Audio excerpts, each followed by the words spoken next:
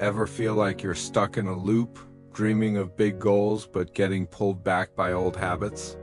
You know what you should do, but actually doing it feels like climbing a mountain. What if I told you the secret to bridging that gap between your dreams and your reality is on some magical formula, but a skill you can build starting today? That skill is self-discipline.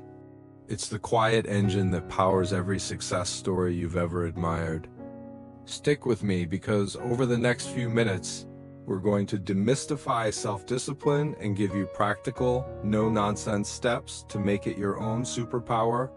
So, what exactly is self-discipline?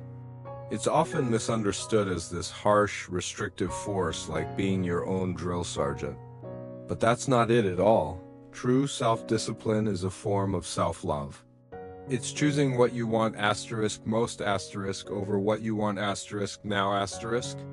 It's the ability to say no to instant gratification, like hitting the snooze button or binge watching another series, in favor of a greater reward later, like better health, a finished project, or a new skill. Think of it as your internal compass, always pointing you toward your true north, even when tempting detours pop up. It's not about punishment. It's about empowerment. It's the freedom to direct your own life instead of being a passenger driven by impulses and distractions. Let's look at why this is so crucial. Every single person who has achieved something meaningful, whether it's an athlete winning a championship, an entrepreneur building a company from scratch, or an artist creating a masterpiece, has one thing in common: relentless self-discipline. Michael Jordan didn't become a legend just because he was talented. He was famous for his grueling practice schedule, showing up earlier and staying later than anyone else. J.K. Rowling faced numerous rejections but disciplined herself to keep writing and refining her manuscript until Harry Potter became a global phenomenon. These aren't stories about luck. They're stories about commitment. They show us that talent can give you a head start, but discipline is what gets you across the finish line. It's the bridge that connects your goals to your accomplishments. Without it, even the most brilliant plans remain just that, plans. So, the big question is, how do we build it? The good news is, self-discipline is like a muscle. The more you work it, the stronger it gets.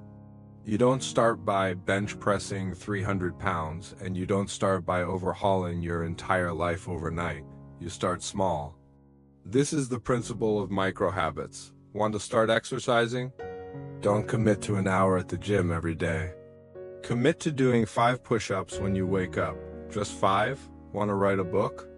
Don't stare at a blank page for hours. Commit to writing just 100 words a day. The goal here isn't the immediate result. It's building the habit of showing up. These tiny, almost effortless actions create a chain reaction. They build momentum, and more importantly, they prove to yourself that you are someone who follows through. Consistency with small actions is far more powerful than occasional bursts of intense effort. Another key strategy is to create an environment that supports your goals. Willpower is a finite resource. If you have to fight temptation all day, you're going to get exhausted. So make it easier on yourself. If you're trying to eat healthier, don't keep junk food in the house. If you want to be more focused at work, turn off notifications on your phone and put it in another room. This is called designing your environment for success. You're essentially removing the obstacles before they even become a test of your willpower. By making the right choice, the easy choice, you conserve your mental energy for the tasks that truly matter. You're not weaker for doing this, you're smarter. You're setting up the game so that you're more likely to win.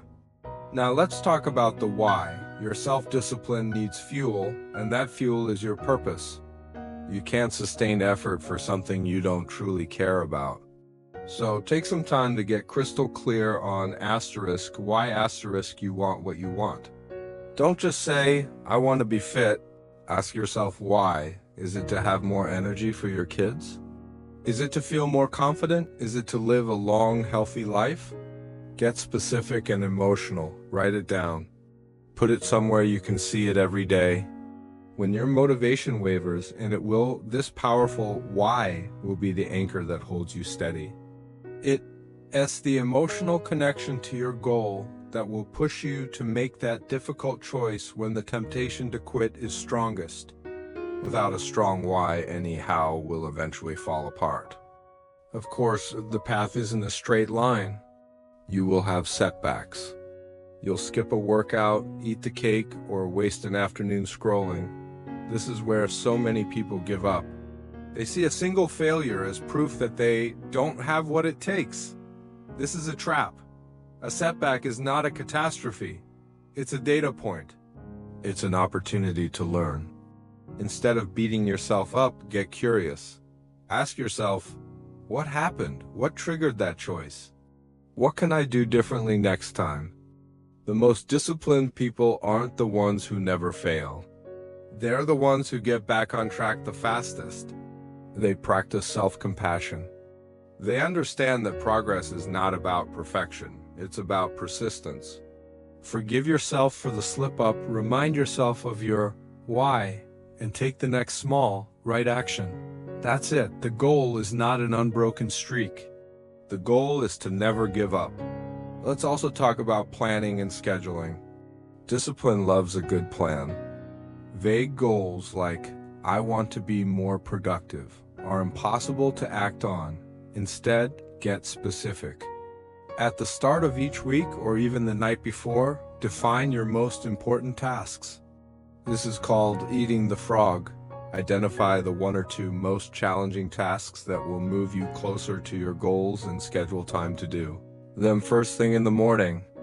When you accomplish your hardest task first, you create a massive wave of momentum and a sense of accomplishment that carries you through the rest of the day. You've already won the day before it's even noon. Use a calendar, a planner, a to-do list, whatever works for you. But don't just keep your goals in your head. Give them a time and a place to exist in your schedule. Finally, let's bring it all together. Building self-discipline is a journey, not a destination. It's a daily practice of conscious choices. It starts with understanding that it's a form of self-care. Then you build it with micro-habits, starting so small it's impossible to fail. You support yourself by designing an environment that makes good choices easy. You fuel your efforts with a powerful emotional why. You learn to treat setbacks not as failures but as lessons and practice self-compassion to get back on track quickly. And you bring it all to life with clear, actionable plans. This isn't about becoming a robot. It's about becoming the architect of your own life. It's about gaining the freedom to create the future you truly desire, one disciplined choice at a time. You have everything within you right now to start building this incredible skill. The power to change your life isn't out there somewhere. It's in the small decisions you make every single day. Start today. Pick one small thing, just one, and commit to it. Thank you so much for watching. If this video resonated with you, please hit that like button and subscribe for more content on personal growth and empowerment. I'd love to hear in the comments what one small habit you're going to start today. Let's support each other on this journey. See you in the next video.